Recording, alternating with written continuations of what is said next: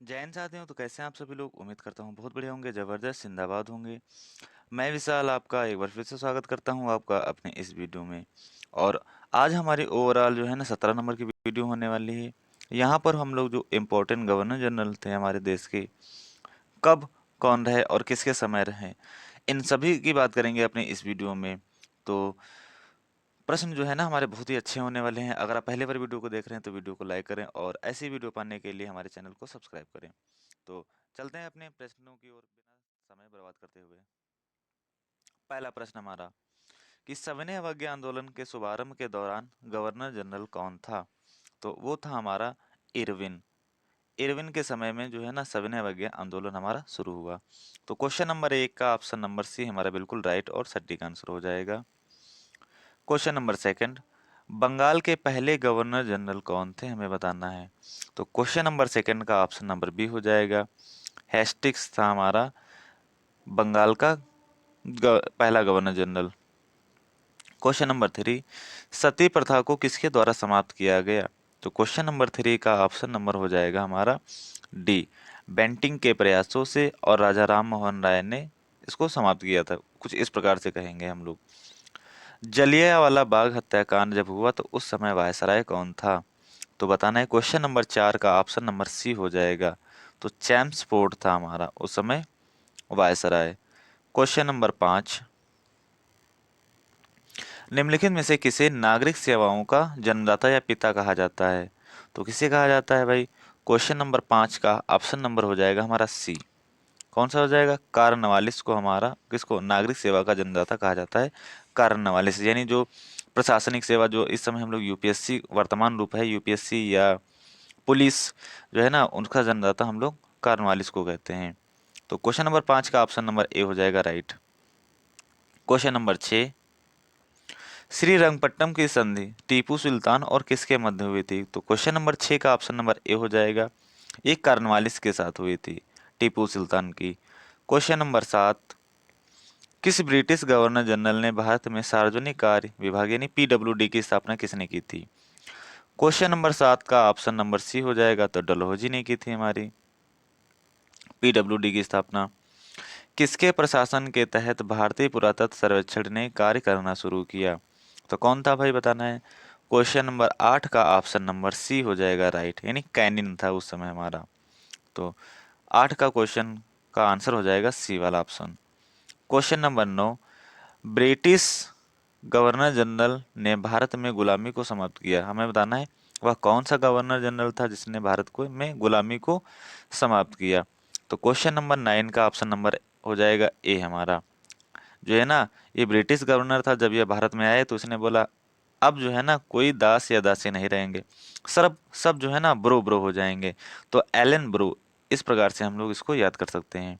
तो question number nine का option number A हमारा हो जाएगा।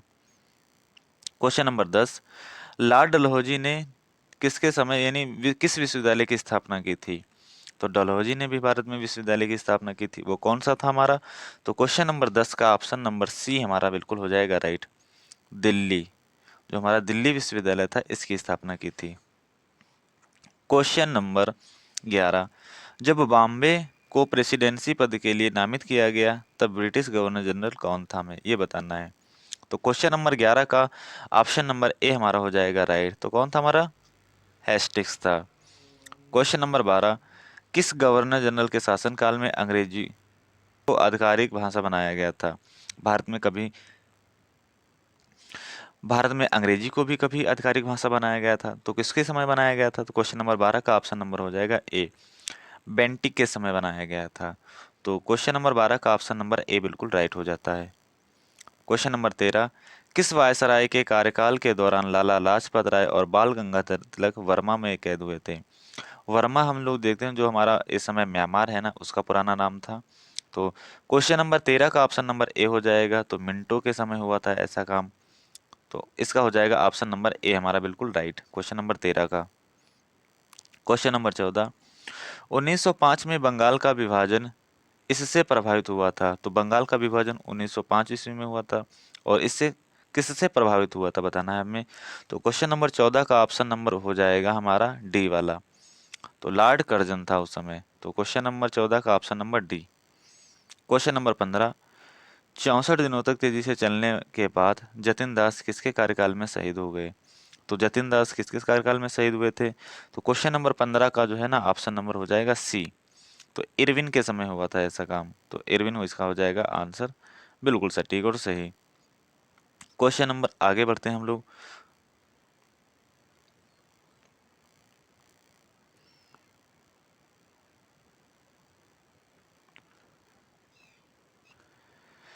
क्वेश्चन नंबर 16 दिया गया हमारे यहाँ पर कि ब्रिटिश भारत के दौरान गवर्नर जनरल का कार्यकाल किस वर्ष बनाया गया था? तो क्वेश्चन नंबर 16 का जो है ना ऑप्शन नंबर हो जाएगा हमारा ए। 1773 में बनाया गया था हमारा ब्रिटिश का गवर्नर जनरल। यहाँ पर दिया गया है किस समय भारत की जनगणना शुरू हुई। तो भारत की जनगणना किसके समय में शुरू हुई थी? अगर हम बात करें अनियमित जनगणना और नियमित जनगणना, तो क्वेश्चन नंबर 17 का जो है ना हमारा ऑप्शन नंबर हो जाएगा ए। रिपन के समय में हुई थी हमारी पहली बार नियमित जनगणना। और अगर हम बात करें अनियमित, तो मियो के समय हुई थी, ठीक है, अनियमित जनगणना। तो क्वेश्चन नंबर 18 की बात करेंगे हम लोग। कौन सा ऐसा जोड़ा है जो सही ढंग से मेल नहीं खाता है, हमें बताना है। तो लॉर्ड डलहौजी यानी चूक का सिद्धांत के नाम से इसको जाना जाता है, मिंटो भारतीय परिषद अधिनियम 1909, या लॉर्ड वेलेजली सहायक एलायंस, या Lord Curzon vernacular press act. तो कौन हो जाएगा? तो क्वेश्चन नंबर 18 का ऑप्शन नंबर डी हमारा, ये मेल नहीं खाता है, ये गलत है, बाकी सब हमारे ये सही हैं। तो क्वेश्चन नंबर डी 18 का ऑप्शन नंबर डी हमारा जो गलत हो जाएगा, लेकिन अकॉर्डिंग टू ऑप्शन हमारा बिल्कुल सही हो जाएगा। क्वेश्चन नंबर 19, किसने शिक्षा के माध्यम के रूप में भारत में अंग्रेजी भाषा के प्रसार प्रचार का प्रस्ताव रखा था? तो कौन था हमारा बताना है यहाँ पर। तो क्वेश्चन नंबर 19 का जो है ना ऑप्शन नंबर डी हो जाएगा बिल्कुल सही। इसको हम लोग ऐसे भी इस प्रश्न को हम लोग इस प्रकार से भी कह सकते हैं कि भारत में अंग्रेजी शिक्षा का प्रसार प्रचार किसने किया था? तो लॉर्ड मैकाले ने किया था, मैकाले, या इस प्रकार से हम लोग कह सकते हैं। क्वेश्चन नंबर 20, निम्नलिखित में से किसके साथ महात्मा गांधी ने सविनय अवज्ञा आंदोलन को निलंबित करने और गोल में सम्मेलन में भाग लेने के लिए समझौते पर हस्ताक्षर किए? तो हम लोग इसे गांधी इरविन समझौता कहते हैं। तो किए किसके साथ थे? तो इरविन के साथ ही किए थे। क्वेश्चन नंबर 20 का ऑप्शन नंबर सी हो जाएगा हमारा बिल्कुल राइट। क्वेश्चन नंबर 21, निम्नलिखित में से कौन विलियम वेंटिक द्वारा पेश किया गया एक सामाजिक सुधार उपाय नहीं था? तो गुलामी का उन्मूलन, सती प्रथा का उन्मूलन, या धर्म परिवर्तन से उत्पन्न होने असमताओं को, या फिर हमें ठगी से संबंधित जो संबंध थे वो बताना है। तो क्वेश्चन नंबर 21 का ऑप्शन नंबर हो जाएगा ए हमारा बिल्कुल राइट। तो गुलामी उन्मूलन नहीं था, बाकी सब थे हमारे। क्वेश्चन नंबर 22, भारतीय रेलवे और टेलीग्राफ सेवाओं की शुरुआत किसके शासन काल में हुई थी? तो बताना है हमें जो है ना रेलवे सेवा और टेलीग्राफ सेवाओं की शुरुआत किसके समय में हुई थी? 22 का ऑप्शन नंबर हो जाएगा डी। तो 1853 में चली थी, जैसा हम लोगों को पता है कि किसके समय में, तो उस समय था डलहौजी के समय में। 1791 में बनारस में संस्कृत कॉलेज खोलने के पीछे निम्नलिखित में से कौन सा मार्गदर्शक भावना थी? यानी हमें कुल मिला के वही बताना है। तो क्वेश्चन नंबर 23 का हो जाएगा ऑप्शन नंबर सी हमारा, जोनाथन डंकन, ये हो जाएगा हमारा इसका आंसर बिल्कुल सही। निम्नलिखित में से कौन बंगाल के स्थायी बंदोबस्त से जुड़ा है? तो स्थायी बंदोबस्त की बात हमें बतानी है। तो यहाँ पर क्वेश्चन नंबर 24 का ऑप्शन नंबर बी हो जाएगा, कार्नवालिस। स्थायी बंदोबस्त का जनक के रूप में इसको जाना जाता है। क्वेश्चन नंबर 25, क्वेश्चन नंबर 25 का ऑप्शन क्या हो जाएगा? बरार को ब्रिटिश साम्राज्य द्वारा वापस भेज दिया गया था। तो उस समय हमारा क्या था भाई, कौन था? तो जो हमारा था ना किसके शासनकाल में भेजा गया था? तो क्वेश्चन नंबर 25 का ऑप्शन नंबर डी हमारा हो जाएगा बिल्कुल राइट, लॉर्ड डलहौजी के समय में भेजा गया था। बढ़ते हैं अपने नेक्स्ट प्रश्न की ओर और क्वेश्चन नंबर हमारा अगला होने वाला है क्वेश्चन नंबर 26। चूक का सिद्धांत डैश द्वारा शुरू किया गया था। तो अभी हम लोग इस प्रश्न को कर चुके थे, एक बार फिर से करेंगे इस प्रश्न को। तो ऑप्शन नंबर डी यानी डलहौजी के समय चूक का सिद्धांत शुरू किया गया था। तो इस क्वेश्चन का ऑप्शन नंबर डी हो जाता है बिल्कुल राइट। क्वेश्चन नंबर 27, यहाँ पर दिया गया कौन भारत का सबसे लंबा सेवा देने वाला वायसराय था, यानी सबसे लंबा शासनकाल किसका रहा था? तो क्वेश्चन नंबर 27 का ऑप्शन नंबर हो जाएगा हमारा सी। तो लिलिथ गो, इसका शासनकाल सबसे लंबा था भारत में।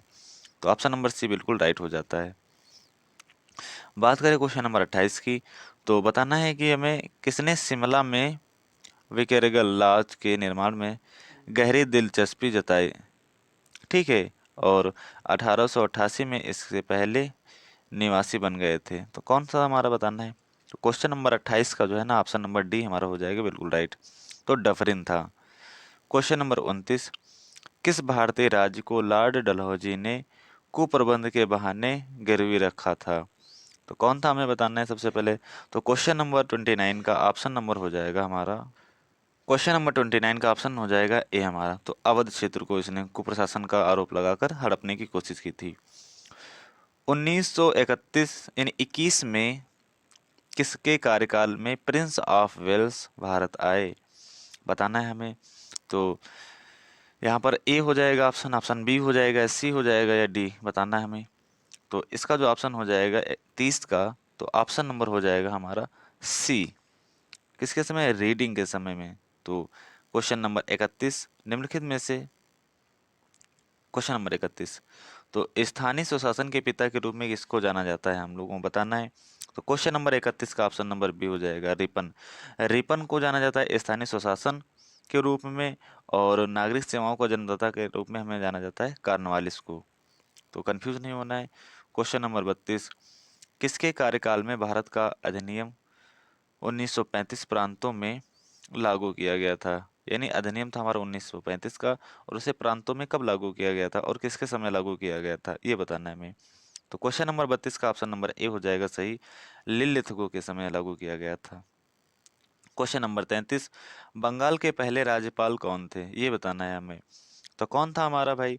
तो क्वेश्चन नंबर 33 का ऑप्शन हो जाएगा सी, यानी गवर्नर बताना है हमें। तो रॉबर्ट क्लाइव था हमारा। क्वेश्चन नंबर 34, 1798 में हैदराबाद के शासक के साथ लॉर्ड वेलेजली द्वारा पहली सहायक गठबंधन गठबंधन जो संधि पर हस्ताक्षर किसी किसने किए थे ना, वो किसने किए थे, हमें बताना है। तो सिकंदर शाह था, या निजाम अली थे, या सलमान बर्जी थे, या सलाबत जंग थे, तो बताना है हमें। तो क्वेश्चन नंबर 34 का ऑप्शन नंबर सी हो जाएगा बिल्कुल राइट। तो थे हमारे निजाम अली। क्वेश्चन नंबर 35, 1911 में रास बिहारी बोस की अध्यक्षता में दिल्ली षड्यंत्र के मामले में हत्या के प्रयास में लक्ष्य निम्नलिखित में से कौन सा था, यानी किसको मारना चाह रहे थे। तो 35 का ऑप्शन नंबर हो जाएगा सी, किसको, हार्डिंग, इसको था मारने का लक्ष्य। तो क्वेश्चन नंबर 35 का ऑप्शन नंबर सी बिल्कुल राइट हो जाता है। बढ़ते हैं अपने क्वेश्चन की ओर अगले। क्वेश्चन नंबर 36, रोलेक्ट एक्ट जिसने अनिश्चित काल के लिए बिना मुकदमे के लोगों को हिरासत में रखने के लिए सरकार को अधिकृत किया था, वह कौन था, हमें बताना है यहाँ पर। तो नंबर 36 का ऑप्शन नंबर ए यानी चेम्सफोर्ड हो जाता है बिल्कुल राइट। लॉर्ड रिपन नहीं होगा, गलत हो जाते हैं बाकी सब। और ये जो है ना लास्ट क्वेश्चन है, और हमारी क्लास का अंतिम क्वेश्चन होने वाला है, यानी लास्ट क्वेश्चन होने वाला है। तो बताएंगे इसको भी आप सभी लोग बड़ी प्यार के साथ। तो जब गांधी जी को भारत में पहली बार कैद किया गया था, गांधी जी को जब भारत में पहली बार कैद किया गया था, तो गवर्नर जनरल कौन था, हमें बताना है यहाँ पर। तो क्वेश्चन नंबर 37 का ऑप्शन नंबर डी हो जाएगा राइट। रीडिंग के समय में सबसे पहली बार गांधी जी को जो है ना कैद किया गया था। तो ये थे हमारे इम्पोर्टेंट 37 प्रश्न। अगर प्रश्न कैसे लगे एक बार जरूर बताइएगा आप लोग। तो उम्मीद करता हूँ प्रश्न जो है ना बहुत बढ़िया लगे होंगे। तो मिलते हैं अगले वीडियो में, तब तक के लिए बाय बाय, जय हिंद।